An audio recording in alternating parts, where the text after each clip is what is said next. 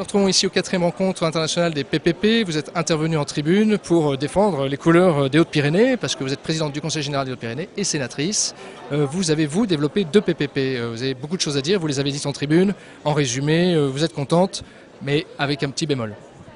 Oui, nous sommes heureux que soit reconnu finalement l'effort, c'est pas un exploit, hein, l'effort que fait ce département en gérant en même temps 2 PPP. L'un routier, pour le contournement de Tarbes, il est essentiel, et l'autre sur le haut et très haut débit, qui est peut-être plus original, parce qu'il met en évidence l'ambition d'un département rural qui refuse la fracture numérique, qui est inéluctable.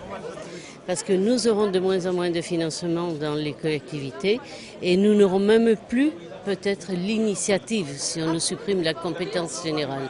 C'est terrible. Alors on a célébré aujourd'hui les vertus des politiques territoriales, mais demain nous ne pourrons plus le faire.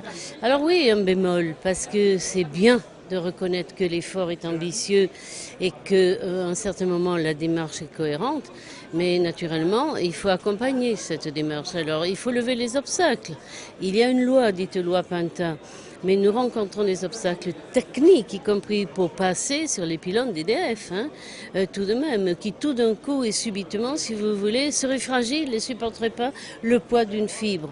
Et par conséquent, il faudrait que la collectivité paye la consolidation de pylônes dont on ne savait pas aujourd'hui qu'ils étaient à ce point fragiles. Alors attention, ça s'appellerait, ça serait un peu de raquette. Ça serait du racket. Non, je demandais au ministre, effectivement, qu'il soit vigilant, tout de même.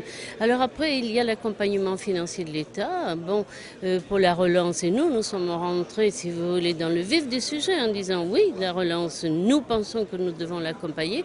Mais maintenant, il faut nous accompagner à nous aussi. Ce grand projet au débit, 30 millions d'euros, routier, 36 millions d'euros.